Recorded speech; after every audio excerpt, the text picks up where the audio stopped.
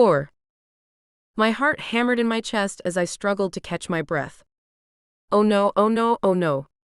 Everything Mom said this morning played back in double time in my mind. The patrols would ask for my comp and run my ID check. Dad was an expert in his field. He knew what he was doing with the script. I just hoped the patrols hadn't upgraded their ID verifying systems in the years since Dad wrote the program.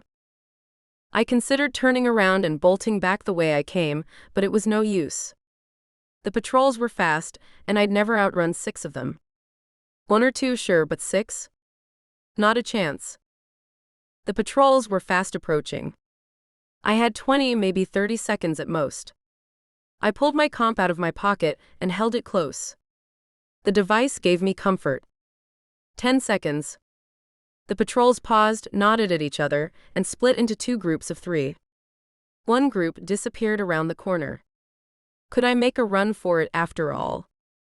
No, there was no time. I just had to stay calm. 5 seconds.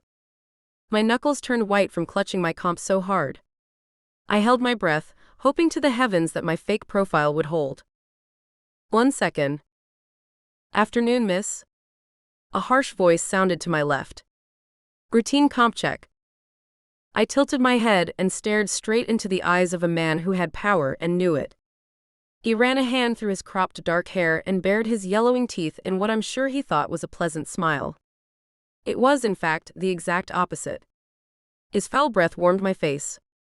Fear budded in my chest. This was one patrol I didn't want to cross, and here I was, handing over my doctored profile and hacked comp. Of course, officer, I said as sweetly as I could manage. I released my iron grip on the comp, trying to conceal my shaking hands. The device beeped and flashed green. Miss Penelope Clark. Age 16. Death day in 38 years. The patrol's eyes flicked to mine as he studied me from head to toe. And what might a young lady such as yourself be doing alone on a day like this? Afternoon stroll, officer. I fought to keep my voice even. After a moment that seemed to drag on forever, he nodded and handed my comp to his fellow patrol. My eyes followed its movements, craving the moment when I clutched the device in my hands. Officer Ito, scan the lady's comp and make a note of it in our system. My mouth fell open. But I caught myself and snapped it shut again.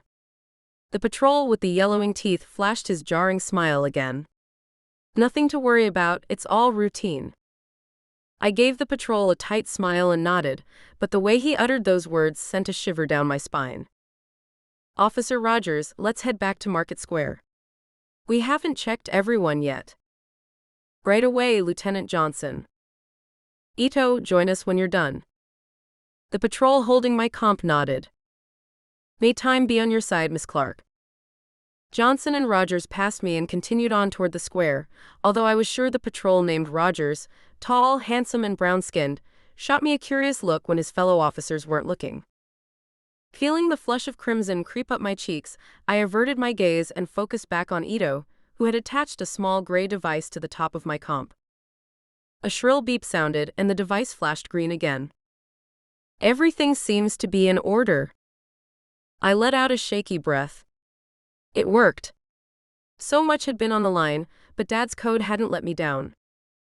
Ito held my comp out to me. I reached for it, eager to get as far away from the patrols and their inspections as possible. As I did, my sleeve fell away, revealing my death day in all its gray glory.